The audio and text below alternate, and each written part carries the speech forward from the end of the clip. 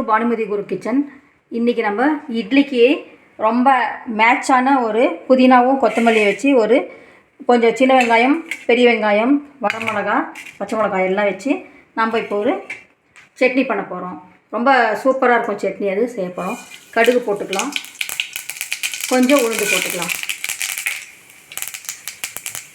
வெங்காயம் கொஞ்சம் சேர்த்துக்கலாம். இதில்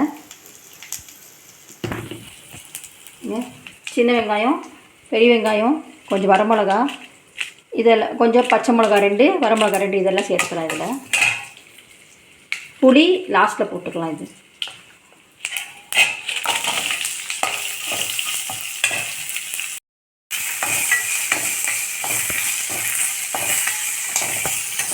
சின்ன வெங்காயம், பெரிய வெங்காயம் ரெண்டுமே, சின்ன வெங்காயம், பெரிய வெங்காயம் 2 போட்டிருக்கேன்.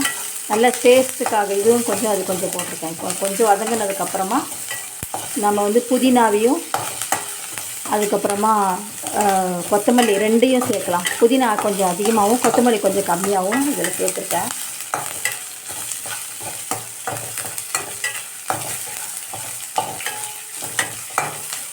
இதில் கொஞ்சம் இந்த அளவுக்கு புளி இதில் சேர்த்துடலாம். இந்த புளி சேர்த்துடலாம். இதில்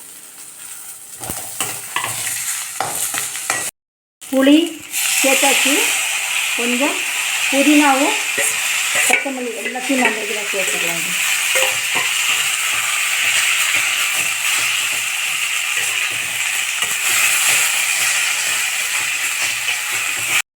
இப்போது இதில் பாருங்கள், தேவையான அளவுக்கு உப்பு சேர்த்துருக்கோம். உப்பு சேர்த்துட்டு நல்லா வதக்கிட்டு 2 நிமிஷம் போதும். இந்த அளவுக்கு வதக்கினது போதும். ஆஃப் பண்ணிக்கலாம். நல்லா ஆற வச்சுட்டு மிக்சியில் போட்டு அரைச்சிக்கலாம். புதினா சட்னி ரெடி ஆகிடுச்சு. கொஞ்சம் பருப்பருன்னு தான் அரைக்கணும். இது நைஸாக அரைக்கக்கூடாது. இந்த சட்னியும் தேங்காய் சட்னியும் இட்லிக்கு சூப்பரான ஒரு ஜோடி. ரொம்ப நல்லாயிருக்கும். இதே மாதிரி நீங்களும் புதினா சட்னி கொஞ்சம் கொத்தமல்லியும் சேர்த்து கொஞ்சம் புளியும் சேர்த்து அரைச்சி சாப்பிட்டு பாருங்கள். லைக் பண்ணுங்கள், ஷேர் பண்ணுங்கள்.